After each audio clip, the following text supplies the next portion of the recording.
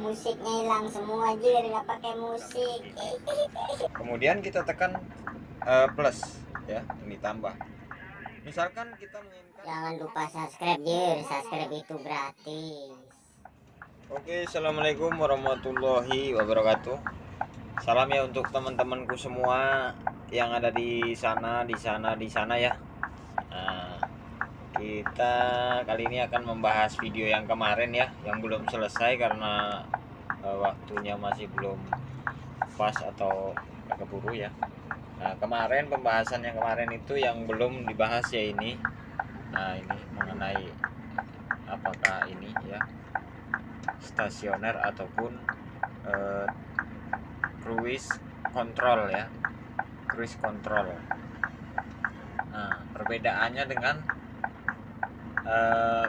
kayak stasioner yang biasanya familiar kita bawa ya kan, unit Ino ataupun Uso misalkan gitu ya, biasanya cuma diputar di sini ya.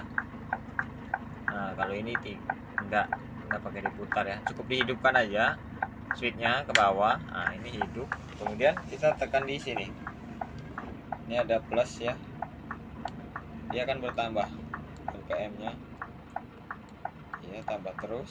Nah, ini ya, nah lihat di tachometer ya, ini tachometer namanya RPM ini tambah ya.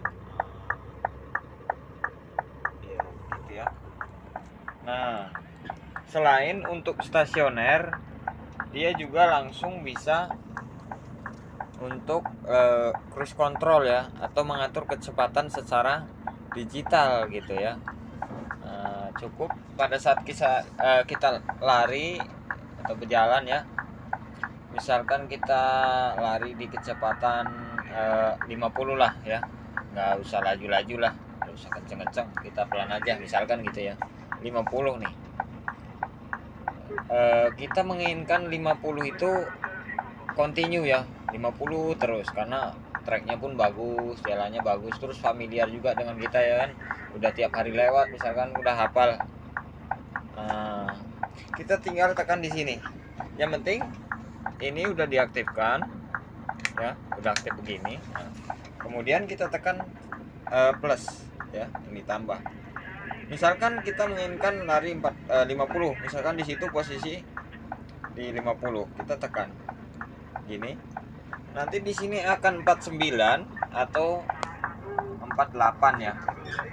Nah, kita tambahkan lagi di sini, tekan plusnya sampai ke 50. Nah, gitu. Jadi nggak usah diinjak gasnya, itu udah tenang, itu langsung ke 50 terus. Nah, dan apa namanya, bagusnya atau teknologinya yang canggih ya kan, dia pada saat turun, agak turun gitulah, bukan turunan kali ya kan, agak landai, dia akan mengurangi RPM-nya secara otomatis.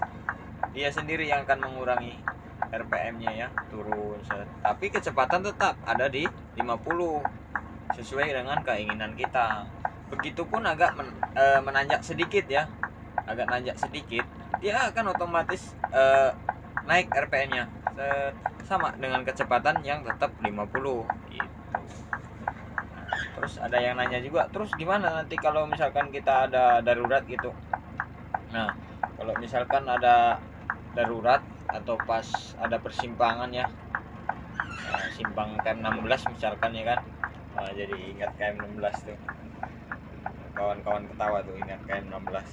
Nah, ini ada namanya off. Nah, ini off, dia pemutusnya atau untuk melepaskannya, dia tekan off bisa, tekan pedal brake bisa juga ya, sama.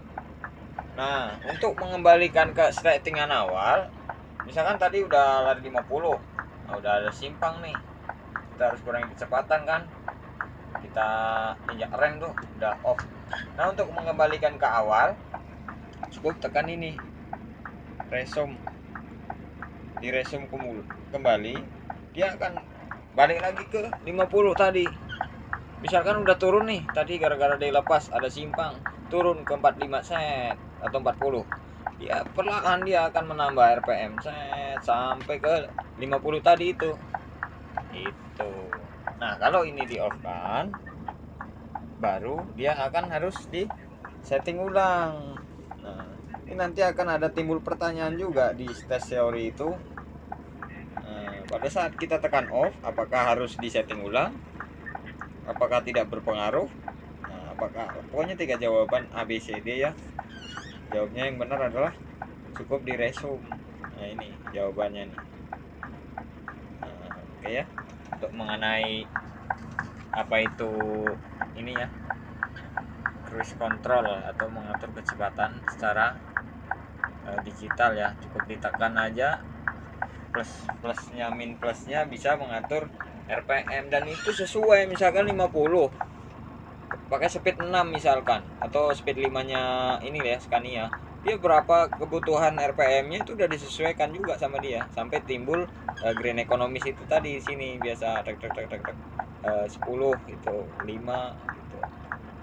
Jadi ada 10 tingkatan ya green economis itu. Kalau sampai full 10 berarti itulah titik yang paling pas gitu. Dan dia bisa setting sendiri dia berapa kebutuhannya RPM itu. Gitu.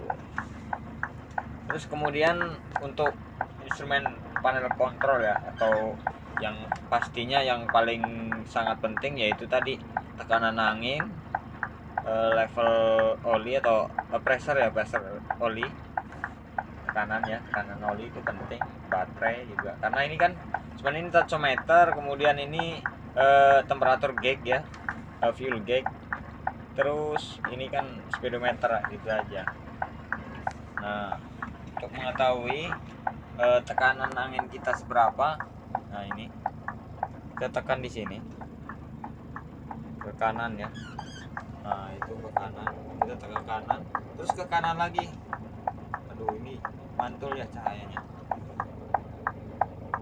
Nah, ke kanan nih, ke kanan lagi.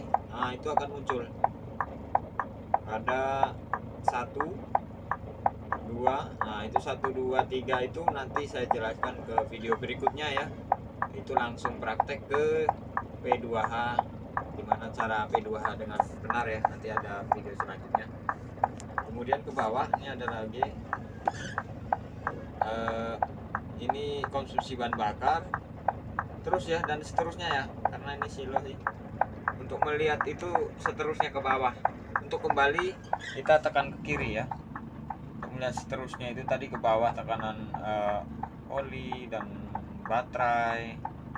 Ini tekan ke kiri itu akan kembali. Nah, lalu untuk ke kanan yaitu catatan unit ini termasuk nilai ya, termasuk nilai pengemudi kayak yang tadi atau yang kemarin saya ceritakan itu di video yang kemarin, apa itu green economis. Nanti di situ dinilai juga berapa persen Anda dapat ininya, mendapat green economisnya. Terus lubang-lubang itu semua ada nilai-nilainya di situ. Kita menghindari lubang, turun dari ketinggian itu ada nilainya ya. Dari ke atas, tekan aja ke atas.